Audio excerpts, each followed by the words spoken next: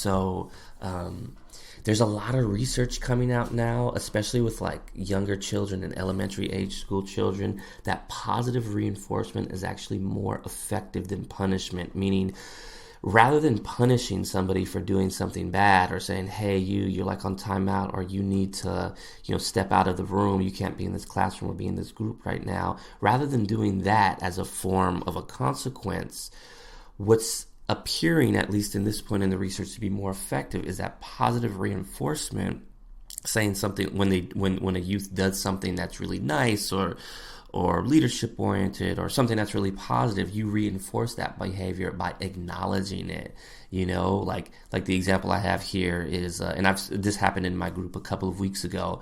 I said to this kid, basically, he walked out of the group and he misinterpreted something that happened in the group, and he needed to use the bathroom. Then when he came back, or no, he didn't come back. So then I sat down, I talked with him. He was like, I'm willing to apologize. I really want to come back into the group. So he came back and he apologized to the group. He was very sincere. This was an incarcerated youth, 17 years old. He really got a lot out of our mindfulness group that we do.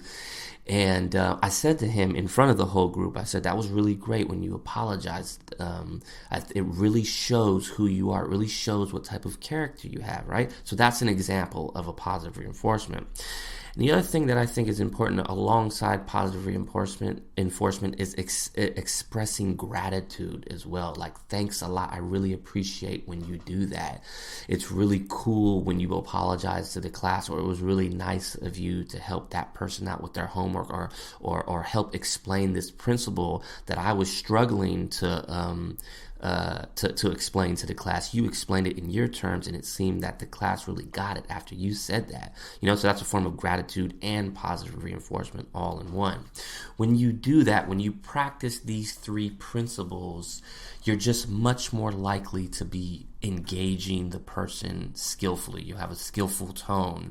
You're coming at it with an inquisitive attitude and asking questions rather than making demands. And you're using positive reinforcement and saying, hey, I really appreciate you sitting down and letting us get on with the curriculum.